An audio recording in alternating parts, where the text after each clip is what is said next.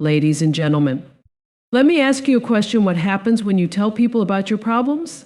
Some will listen out of love, others out of curiosity, and a few just to have something to gossip about. Now, here's the truth we often don't like to hear. The more you talk about your problems, the more power you give them over your life. You see, problems grow when we dwell on them. They take root in our minds and hearts when we narrate them to everyone we meet. They multiply when we look for sympathy instead of solutions. Empowerment through self-reliance is about cultivating an inner strength that allows you to trust yourself first, no matter what life throws at you. It begins with the realization that no one can fully solve your problems except you. Too often, when we face challenges, we look outward telling people our issues, seeking comfort, advice, or validation. While it's natural to lean on others occasionally, relying excessively on others can weaken our resilience. True empowerment comes when we shift our focus inward and take responsibility for our lives. When you stop depending on external validation or constant sympathy, you begin to build the tools you need to handle life's challenges on your own. Self-reliance isn't about isolation, it's about realizing your own potential and resourcefulness. The more you trust yourself to figure things out, the more confident and capable you become. Problems, no matter how overwhelming they seem, can be stepping stones toward growth if you choose to face them head-on instead of sharing them with everyone you meet. Moreover, keeping your struggles private except when sharing with trusted individuals protects your energy. Complaining or constantly narrating your problems to others often drains you. It reinforces the idea that you're stuck instead of capable of moving forward. Self-reliance teaches you to transform that energy into action. Instead of talking about your problems, you start working toward solutions. You analyze the issue, break it down, and take the steps necessary to overcome it. The moment you take control of your life, you empower yourself. You stop waiting for someone to save you, and you become the hero of your own story. That's where growth happens. Self-reliance is more than a mindset, it's the key to resilience, freedom, and lasting empowerment. The value of action over complaint lies in the simple truth that talking about a problem doesn't solve it, taking action does. Complaining may offer temporary relief by venting frustration, but it doesn't change circumstances. If anything, it often reinforces the problem, making it feel bigger than it actually is. When we focus on complaining, we stay stuck in the same loop, placing blame on external factors instead of finding ways to move forward. Action, on the other hand, is where transformation begins. Every time you choose to act rather than complain, you take a step toward empowerment. You shift from being a passive observer of your problems to an active participant in solving them. Think about it this way: energy is limited, and where you choose to direct it determines your outcomes. If you invest energy into constant complaints, you deplete yourself without progress. But if you channel that same energy into actions, no matter how small, you build momentum and begin to see change. Action creates solutions. Complaining creates excuses. It's easy to say, "I'm stuck, nothing works," or "Why me?" But growth requires asking better questions. What can I do about this? Who can help me? What's the first step I can take? These are the questions that ignite action. Even small steps like making a plan, learning something new, or reaching out to the right people set you on a path to improvement. Complaining keeps us tethered to the past and the problem, while action is future-focused. It empowers you to take control of what you can change and let go of what you can't. Life doesn't reward those who complain, it rewards those who act. When you value action over complaint, you not only solve problems, you build strength, confidence, and a life defined by progress, not pity. Selective sharing is the practice of choosing wisely whom you confide in when dealing with life's challenges.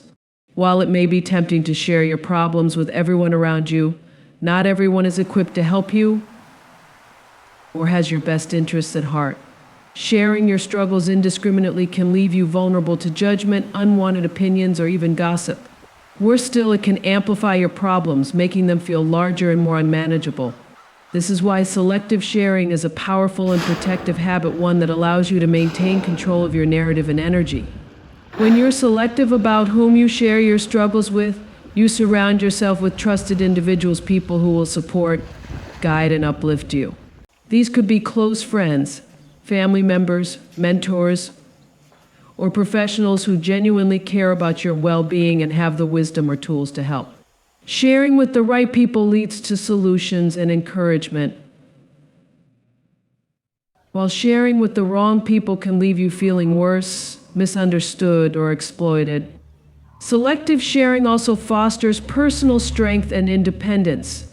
It teaches you to sit with your problems, process them internally, and decide what you truly need before reaching out. Sometimes we don't need external opinions, we need to give ourselves time to think, reflect, and figure things out. Oversharing can scatter your focus, invite unnecessary negativity, and drain your emotional energy.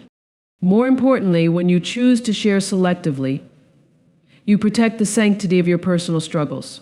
Not everyone needs to know what you're going through, and not every listener will add value to your journey. By keeping your circle small and intentional, you cultivate an environment of trust, growth, and meaningful support.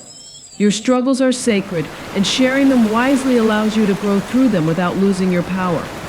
Energy management is the practice of protecting and directing your mental, emotional, and physical energy toward what truly matters. Your energy is your most valuable resource. It determines how you think, act, and respond to life's challenges. Unfortunately, when we focus too much on our problems or share them with too many people, we waste this precious energy. We often end up feeling drained, defeated, and stuck, not because the problem is unsolvable, but because we've mismanaged our energy. And think of your energy as a battery. Every thought, conversation, and action either charges that battery or depletes it. When you constantly talk about your problems or dwell on negativity, you're draining that battery faster than you can recharge it. Complaining, worrying, or seeking sympathy only amplifies the issue, leaving you with little energy to work toward a solution. Energy spent in the wrong place is energy lost forever. To manage your energy effectively, you must become intentional about where you direct it. Start by focusing on solutions, not problems. When faced with challenges, ask yourself, is this worth my energy? What can I do to resolve it? Who can help me move forward? By shifting from a situation to one of action, you use your energy constructively to create progress. Additionally, be mindful of the people you share your struggles with. Not everyone deserves access to your energy. Some people offer support and solutions, while others may only contribute negativity or distractions. Choose to invest your energy in activities and relationships that empower you, not deplete you. When you learn to protect and direct your energy, you take control of your life. You'll find yourself feeling stronger, more focused, and capable of handling challenges. Your energy is finite, spend it wisely, and you'll create a life of growth, purpose, and progress. The power of growth lies in the ability to transform challenges, pain, and setbacks into opportunities for self-improvement. Growth is not always comfortable, and it rarely happens when life is easy. Instead, it is forged in moments of adversity when you're tested, stretched, and forced to step outside your comfort zone.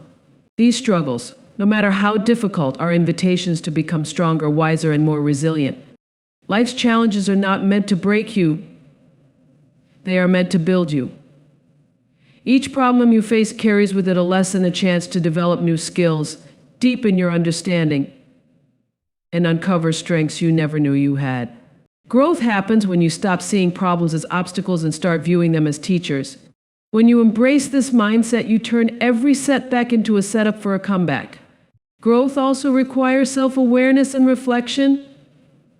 It's not about avoiding struggles or pretending they don't exist. It's about meeting them head-on and asking yourself, what can I learn from this? How can this make me better? True growth happens when you decide to take ownership of your journey, even when it's difficult. You stop blaming circumstances or other people, and instead, you focus on what you can control: your attitude, your actions, and your ability to adapt. The power of growth also lies in its ripple effect. When you choose to grow, you inspire others to do the same. Your resilience becomes a light for those still navigating their own darkness. You show them that growth is possible, that pain can lead to purpose, and that every challenge has the potential to create a stronger version of yourself. In the end, growth is not about what happens to you, it's about how you respond to it. The ability to grow through what you go through is where your true power lies.